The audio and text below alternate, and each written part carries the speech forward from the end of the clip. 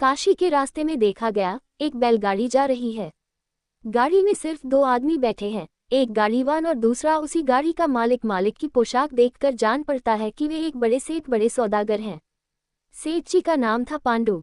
जरा पहले अच्छी वर्षा हो गई है, इसलिए रास्ता कीचड़ से बहुत खराब हो गया है, फिसलने लायक। गाड़ी खींचने में बैलों को बड़ी तकलीफ हो रही है, लेकिन उन्हें जितना भी कष्ट क्यों न हो, गाड़ी उन्हें खींचनी ही पड़ेगी। उनकी ओर देखता कौन है। गाड़ी चलते चलते एक चढ़ाव की जगह पर आ गई, इसीलिए बैलों की चाल भी धीमी हो गई। वे किसी तरह, जितना हो सकता है, धीरे धीरे आगे बढ़ रहे हैं। सेठ जी ने यहीं पर एक सन्यासी को देखा। सन्यासी का सिर मुड़ा हुआ है और उनके पहनावे में नारंगी रंग का एक कपड़ा और चादर बड़ी खूबी से पहने गए हैं। इन कपड़ों से सारा शरीर ढक गया है। उनका मुंह खूब सुंदर, शांत और प्रफुल्ल है। संसार के मंगल के लिए बुद्धदेव जो रास्ता दिखा गए हैं, सन्यासी उसी पथ के पथिक हैं। इसीलिए लोग उन्हें बौद्ध सन्यासी या बौद्ध भिक्षु कहा करते थे। जिस समय की बात हो रही है, उस समय देश में बहुत बौद्ध सन्यासी थे। इस सन्यासी को लोग श्रमण नारद कहकर पुकारते। सन्यासी को देखकर ही सेठ के मन में भक्ति जगी। उनसे बातचीत होते सेठ जी ने जब जाना कि वे भी काशी ही जा रहे हैं, तो उन्होंने अपनी गाड़ी में बैठकर चलने के लिए उनसे अनुरोध किया। सन्यासी पैदल ही जा रहे थे, रास्ते की मेहनत से बहुत थक गए थे। इसीलिए सेठ जी को धन्यवाद देकर उसी गाड़ी में सेठ जी के साथ ही जाने लगे। दोनों के रास्ते का समय आनंद से कटने लगा। कुछ दूर जाने पर गाड़ी एक खूब ढालुआ रास्ते में आकर जरा रुकी। देखा गया, सामने एक दूसरी गाड़ी का धुरा खुल जाने से उसका एक पहिया जमीन पर गिर गया है। उसका गाड़ीवान अकेला ही था। बेचारा बड़ी देर से कोशिश करके भी कुछ कर नहीं सका था, बिल्कुल घबरा गया था। वह स्थान भी ऐसा था कि उस गाड़ी को बिना हटाए दूसरी गाड़ी के जाने का रास्ता ही नहीं था। गाड़ी एक साधारण किसान की थी, उसका नाम देवल था। देवल अपनी गाड़ी में कई बोरे चावल लादकर बेचने के लिए काशी ही जा रहा था। रास्ते बेचारे की ये दुर्दशा हो गई। सेठ जी ने जब देखा कि देवल की गाड़ी को रास्ते से हटाए बिना उनकी गाड़ी के जाने का कोई उपाय नहीं है, तो वे बड़े झुंझला गए। उन्होंने अपने नौकर को हुक्म दिया, जा उसकी गाड़ी के बोरों को उठाकर नीचे फेंक दे और गाड़ी को एक तरफ खींचकर हमारी गाड़ी आगे निकाल ले चल। किसान ने गिड़गिड़ाकर विनय के साथ कहा, सेठ जी, एक मामूली खेतिहर हूँ, बहुत ही गरीब हूँ। वर्षा के पानी से रास्ता कीचड़ से भर गया है। बोरे अगर नीचे गिरेंगे तो हमारा सारा चावल खराब हो जाएगा। आप जरा रुकिए, मैं जिस तरह से होगा उसी तरह अभी अपनी गाड़ी को इस ढाल से हटाकर आपके लिए रास्ता कर देता हूँ। किसान की कातर प्रार्थना सेठ जी के कानों में नहीं घुसी और भी बिगड़कर उन्होंने नौकर को कड़ा हुक्म दिया, अबे देखता क्या है, हमारा हुक्म बजा। चल, उसका बोरा बस्ता फेंककर गाड़ी को आगे बढ़ा। नौकर गाड़ी पर से बोरों को नीचे फेंककर गाड़ी को एक तरफ ठेलकर अपनी गाड़ी निकाल ले गया। श्रमण नारद गाड़ी से कूदकर बोले, सेठ जी माफ कीजिए, मैं और आपके साथ नहीं जा सकता। मैं और भी आपके साथ जाता, पर अब नहीं। आप जिस किसान की गाड़ी उल्टकर आगे जा रहे हैं, उसके साथ आपका नजदीकी रिश्ता है। अपनी गाड़ी में मुझे जगह देकर आपने मेरा बहुत उपकार किया है, इसीलिए मैं आपका ऋणी हूँ। आपके इस ऋण को मुझे चुकाना होगा। इस आपके निकट संबंधी किसान की सहायता करके मैं इस ऋण को चुकाऊंगा। इसकी यदि कुछ भलाई मैं कर सका, इसे कुछ भी फायदा दिलवा सका, तो सेठ जी, इससे आपका भी उपकार होगा। आपने इस किसान को बहुत नुकसान पहुंचाया है, इससे आपका भी बड़ा नुकसान हुआ है। इसीलिए आपको इस नुकसान से बचाने के लिए हमें भरसक कोशिश करनी पड़ेगी। सेठ जी के कानों में ये बातें नहीं गईं। उनकी गाड़ी आगे निकल गई। श्रमण नारद देवल के पास गए। दोनों जने मिलकर बोरों को उठाकर उनमें से भीगा चावल एक जगह और बचा हुआ दूसरी जगह ठीक करके बांधने लगे। गाड़ी को भी दोनों ने पकड़ करके उठाया, ठीक करके बोरों को चढ़ाया।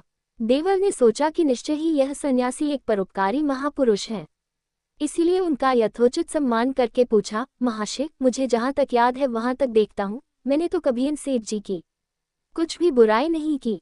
मुझसे कुछ भी इनका नुकसान नहीं हुआ, फिर भी उन्होंने मेरे साथ यह अन्याय क्यों किया? नारद बोले, सुनो भाई, इस समय तुम जो कुछ भोग रहे हो, वह तुम्हारे पहले के किए कर्मों का फल है।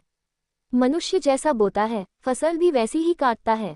देवल गाड़ी मरम्मत करके चला, नारद भी साथ ही साथ पीछे पीछे चलने लगे।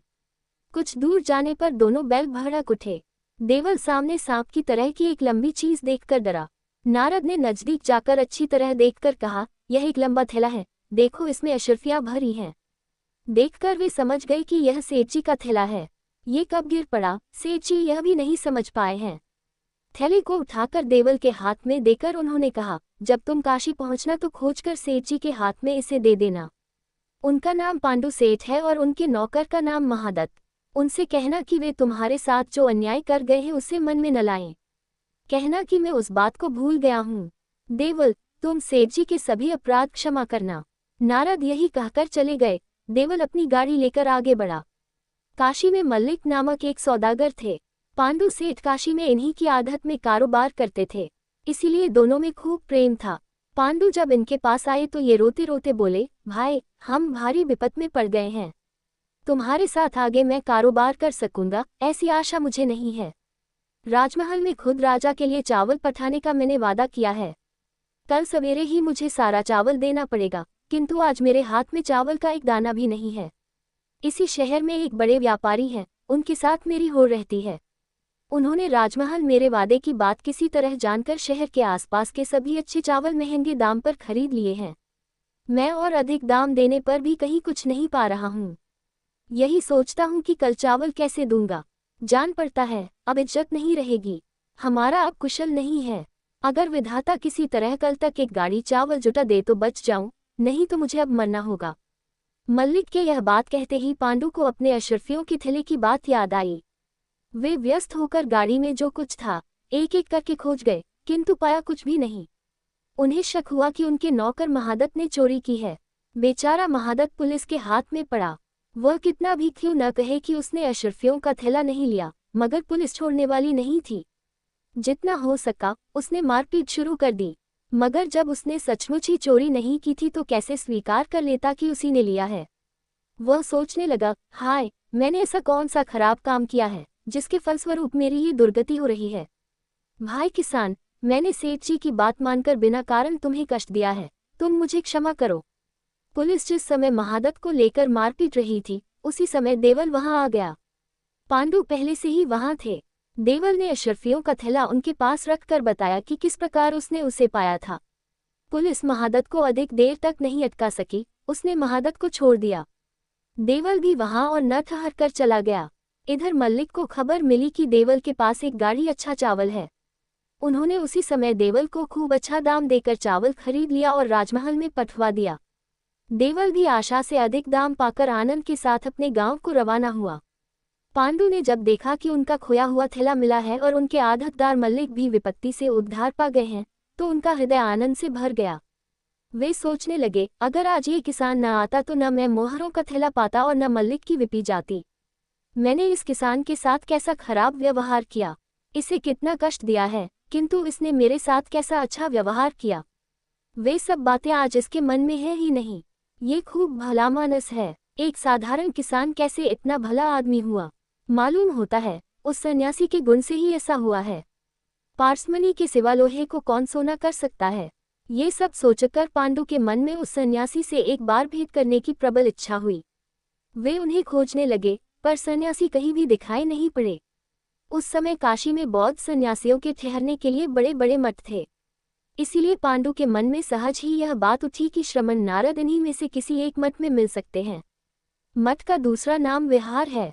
तब पांडु ने एक विहार से दूसरे में खोजते खोजते श्रमण नारद को देखा और उनको प्रणाम किया। फिर दोनों में कौन कैसा है कैसा नहीं इत्यादि नाना बातें हुई। बातों ही बातों में श्रमण नारद ने कहा, सेठ जी, अधिक कहने से आप इस समय नहीं समझेंगे, पीछे समझ सकेंगे। इसीलिए इस समय एक मामूली बात कहता हूँ, आप इसे याद रखकर चलें तो सब ओर से आपका भला होगा। सेठ जी, जब आप किसी को दुख पहुंचाने जाए तो अपने मन में पहले ये सवाल कीजिए कि अगर दूसरा कोई मुझे ठीक ऐसा ही कष्ट दे तो क्या मुझे अच्छा लगेगा। यदि अच्छा लगे तो आप दूसरे को दुख दे और यदि अच्छा न लगे तो आप भी दूसरे को दुख नहीं दे सकते। सेठ जी, एक और बात आप मन में पूछे कि यदि मेरी कोई सेवा करे तो मुझे अच्छा लगेगा कि नहीं। यदि अच्छा लगे तो आप भी दूसरों की सेवा करने के अवसर से नहीं चूकिए। सेठ जी, आप जैसा बीज बोएंगे वैसा ही फल भी होगा।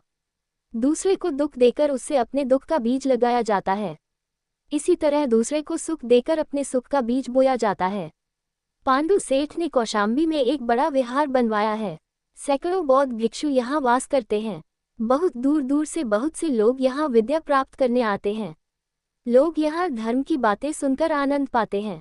व्यवसाय वाणिज्य में पांडु सेठ इस समय खूब बड़े हो गए हैं। उनका नाम सभी जानते हैं। एक बार कौशाम्बी के राजा ने आज्ञा दी कि पांडु सेठ के द्वारा एक सोने का मुकुट बनवाना होगा, जिसमें अनेक तरह के हीरा मोती के काम होने चाहिए, जिससे वह खूब सुंदर हो। दाम चाहे जितना भी अधिक क्यों न हो, कोई हर्ज नहीं। राजमहल से सेठ जी के पास खबर गई। सेठ जी ने भी थोड़े ही दिनों में एक खूब सुंदर मुकुट तैयार कर लिया। जब वे इस मुकुट को लेकर कौशाम्बी जाने लगे तो साथ में और भी कई तरह के जवाहरात ले लिए, क्योंकि वहां इनकी बिक्री सहज ही में हो सकती थी। बहुत रुपये का सामान साथ में होने के कारण सेठ जी ने साथ में 20-25 सिपाही भी ले लिए, क्योंकि मुमकिन था कि रास्ते में कोई विपद आ पड़े। कौशाम्बी के रास्ते में एक जगह थोड़ी खतरनाक थी। वहां रास्ते के दोनों ओर पहाड़ हैं, रास्ता बीच से होकर जाता है। इसी जगह एक छोटे से गांव में कई डाकू रहते थे। अवसर पाकर राहगीरों को मार पीट कर उनका सामान लूट लेना ही उनका काम था। सेठ जी जब इस स्थान पर पहुंचे तो 50-60 डाकुओं ने आकर उन्हें घेर लिया। सिपाही उनके साथ खूब लड़े मगर कुछ कर न सके।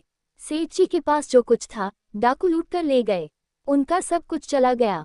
मुकुट के साथ जो जवाहरात लाए थे वह भी गया, कुछ भी नहीं बचा। सिर पर हाथ रखकर वे जमीन पर बैठ गए। सेठ जी के मन में खूब चोट लगी, किंतु वे चुप रह गए। बाहर कुछ भी प्रकट नहीं होने दिया। उन्होंने सोचा, एक दिन मैंने भी कम अत्याचार नहीं किए हैं, कितने लोगों को कितना कष्ट दिया है, ये बात आज मैं समझ रहा हूँ। मैंने जो बीज बोया है उसी का ये फल मिल रहा है। सेठ जी ने आज समझा कि दुख क्या वस्तु है। वे समझ गए कि दूसरे को कष्ट देने से उसे कैसा लगता है। पहले के किए हुए बुरे कामों के पछतावे से जल जल कर उनका मन साफ होने लगा। उनके हृदय में इस समय दया का स्रोत दिखाई दिया। अब गरीब हो जाने के कारण उनका कष्ट दूर हो गया। कौशाम्बी के जिस रास्ते में डाकुओं ने पांडु का धन रत्न आदि लूट लिया था, उसी रास्ते से एक बौद्ध सन्यासी जा रहे थे। उनके पास एक भिक्षा पात्र और एक छोटी पोटली थी। पोटली एक बेशकीमती कपड़े से बंधी थी। इस कपड़े में हाथ की लिखी कई पुस्तकें थीं। इस वस्त्र को किसी भक्त गृहस्थ ने दिया था। ये बेशकीमती कपड़ा ही भिक्षु की विपत्ति का कारण हुआ। डाकुओं ने दूर से ही देखकर सोचा कि इस पोटली में कुछ बेशकीमती चीज है, किंतु उसे लूटकर जब उन्होंने खोलकर देखा तो उन्होंने पोथियों को खोलकर फेंक दिया और लौटती बार भिक्षु को खूब पीटकर चलते बने। पीड़ा के मारे भिक्षु हिल भी नहीं सकते थे, सारी रात वहीं पड़े रहे। दूसरे दिन सवेरे किसी तरह उठकर फिर धीरे धीरे रास्ता पकड़कर चलने लगे। जरा आगे बढ़कर ही उन्होंने जंगल में आदमियों की चिल्लाहट और तलवारों की झंझनाहट की आवाज सुनी। वे जरा रुककर खड़े हो गए। जंगल के भीतर से देखा गया कि डाकू ही आपस में लड़ रहे हैं। एक तरफ अकेला आदमी है और दूसरी तरफ और सभी। देखने ही से समझ में आ जाता है कि जो आदमी अकेला लड़ रहा है वह औरों से कहीं अधिक जोरावर है। फिर भी वह अधिक देर तक नहीं लड़ सका। उसको मुर्दे की तरह पड़ा देखकर धीरे धीरे और सभी चले गए। सब डाकुओं के चले जाने पर भिक्षु धीरे धीरे घायल आदमी के पास गए और समीप के झरने से थोड़ा सा जल ले आकर उसके मुंह आंख आदि में देकर उपचार करने लगे। थोड़ी देर बाद ही उससे चैतन्य हुआ। भिक्षु ने उस समय किसी एक दरख्त की पत्तियां लाकर उनका रस निकालकर उस आदमी के शरीर के क्षत स्थानों पर लगा दिया। आदमी फिर भी पड़ा ही था। उसने धीरे धीरे आंख खोलकर भिक्षु की ओर देखा, फिर बोला, कल अपने साथियों के साथ मैंने एक भिक्षु को खूब मारा था। क्या आप ही वह भिक्षु हैं? आप ही मेरे उन अत्याचारों के बदले में यह उपकार करने आए हैं। आपके ले आए हुए इस जल से मेरी प्यास जाएगी सही, पर भाई अब मेरे जीने की कोई आशा नहीं है। मैंने ही अपने उन साथियों को मारने के दाव पेच सिखाए थे, मगर उन कुत्तों ने मुझसे सीखी हुई विद्या से मुझी को मारा। भिक्षु ने कहा, भाई जो जैसा बोता है वैसा ही काटता भी है। ये बात अक्षरश ठीक है। तुमने अपने साथियों को मारामारी लूटपाट वगैरह सिखाया है, वह सीखकर उन्होंने तुम्हें ही मारा है। तुम अगर उनको दया की सीख देते तो तुम्हारे ऊपर वे दया ही करते। डाकू ने पहले जो कुछ खराब काम किए एक एक करके सभी उसे याद आने लगे। वह इससे व्याकुल हो उठा और बोला, मुझे अपने किए का प्रायश्चित करना पड़ेगा। मैंने बहुत पाप किए हैं। सुनिए महाशय, मैं अपनी सारी कथा आपको खोलकर कहता हूँ। पांडु नामक एक बड़े सेठ हैं। इनका नाम सभी जानते हैं। मैं उन्हीं का नौकर था। मेरा नाम महादत्त है। वे मुझसे जब जो कुछ करने को कहते थे मैं उसी काम को तभी, इच्छा न रहने पर भी, ये सोचकर करता था कि मैं उनका नौकर हूँ। एक दिन उन्होंने व्यर्थ ही मुझे चोरी के अपराध में पुलिस के हाथ पकड़वा दिया। पुलिस ने उनके सामने मुझे ऐसी मार दी कि जिसका नाम हो। मैं प्रायः मर ही चुका था। आखिरकार जब सच्ची बात मालूम हो गई और सबने जान लिया कि मैं चोर नहीं हूँ, तब पुलिस ने मुझे छोड़ दिया। सेठ जी के ऊपर मुझे बड़ा गुस्सा आया। मैं उनसे कुछ भी न कहकर उसी समय एक और बाहर हो पड़ा। बाहर होकर मैं एक डाकुओं के दल में आ मिला। कुछ दिन बाद ही मैं उनका सरदार हो गया। एक दिन खबर मिली कि वह सेठ एक बेशकीमती मुकुट और साथ ही बहुत रुपयों के जवाहरात लेकर कौशाम्बी जा रहे हैं। सुनते ही अपना दल बल लेकर जो कुछ उनके पास था सभी लूट लिया।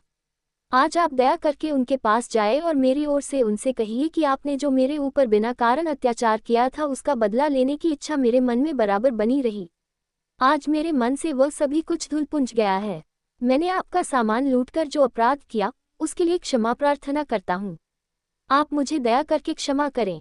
उद्धरण चिन्ह। बाबा जी, मैं जिस समय उनका नौकर था उस समय वे ही मेरे आदर्श थे। उस समय उनका हृदय पत्थर की तरह कठोर था। उनकी नकल करके मैं भी वैसा ही हो गया था। इधर सुना है, सेठ जी अब पहले की तरह नहीं है। उनका हृदय इस समय दया से भरा है। दूसरों का उपकार करना ही इस समय उनका काम है। मैं कुछ भी भला काम न कर सका। बाबा जी, जाए आप जितना शीघ्र हो सके सेठ जी के पास जाए। उनको बता दीजिए कि उनका वह मुकुट और जवाहरात सब पास की इसी गुफा में मिट्टी के नीचे गिरे हैं। मैं और मेरे 2 और साथियों के सिवा दूसरा कोई इस बात को नहीं जानता। मेरे भी साथी मर गए हैं। इस समय वे जितना शीघ्र हो सके आकर इसे ले जाएं। ये बात कहते कहते महादत्त की जीभ बंद हो गई। वह और कुछ न बोल सका। क्षण भर में ही सन्यासी की गोद में सिर रखकर वह सदा के लिए सो गया। ये सन्यासी हम लोगों के परिचित वही श्रमण नारद के सिवा और कोई नहीं है। उन्होंने कौशाम्बी जाकर सेठ जी से सारी बातें कह सुनाई। सुनकर उन्हें महादत्त के लिए बड़ा कष्ट हुआ। इसके बाद अनेक प्यादा पलटन आदमी जन लेकर वे उस गुहा के भीतर से मुकुट और जवाहरात उठा लाए। उनका कारोबार फिर बड़ा हो उठा। उनके लाभ के रुपये का अधिकांश भाग इस समय से नाना प्रकार के अच्छे कामों में खर्च होने लगा।